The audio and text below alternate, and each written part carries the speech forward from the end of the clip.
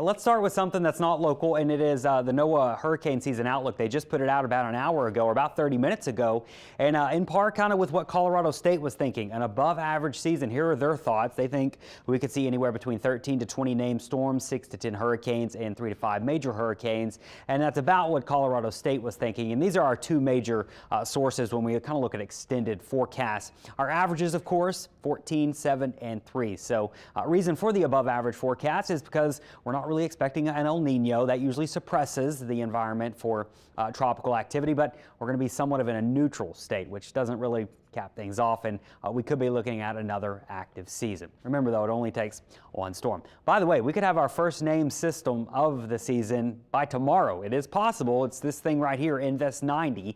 It's just an area of low pressure, not tropical right now, but it could try to become subtropical, meaning it has somewhat of the characteristics of a tropical system as it moves down to the southwest towards Bermuda. It has some warmer waters here, could try to become subtropical on it, and then head up towards the north and east, and it is expected to weaken and dissipate once it gets up here. So it should be a short-lived system regardless, and not going to be an issue for the U.S., but it's a reminder that hurricane season, it's a-coming, whether we want it to or not. All right, something else we usually deal with there in hurricane season, inundation, and we do have some of that because of a strong southeast wind today.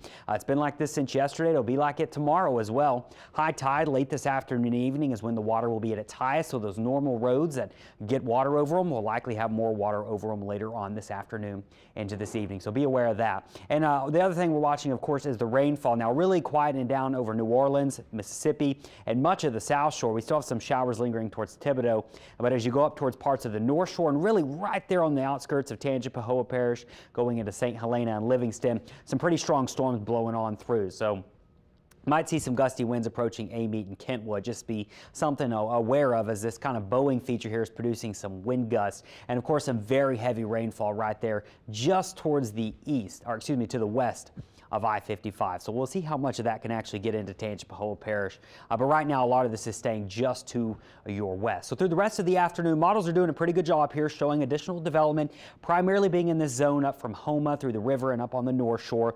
We might continue to see a few showers and storms in New Orleans, but right now the flooding threat just doesn't look all that high in New Orleans itself. I think it's primarily going to be over in this area where we've seen a lot of rainfall through this morning.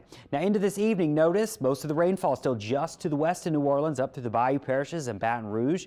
That could even continue into tonight and parts of early parts of Friday morning. We'll have to watch that with a few lingering downpours as we go throughout Friday morning. So how much more rain are we expecting here? Some of us aren't going to pick up much more, but other areas could pick up maybe in another inch or two as we go through the afternoon and evening and even overnight hours. And notice where the green is. It's just mainly to the west from Houma, Thibodeau up through Baton Rouge. This is where our flooding threat will remain somewhat elevated through the rest of today. And then tomorrow, the rain chances are looking like this. Mississippi probably not going to pick up any rainfall tomorrow. North Shore is going to be dry for the most part. We might just see a shower or two even in New Orleans. But as you go down towards Thibodeau, Houma, Morgan City, up through Baton Rouge, your rain chances are going to go up, especially through the morning and early afternoon hours, and then we start to dry out. If you're wondering how wet has this spring been, well, we're getting close to breaking the record at MSY.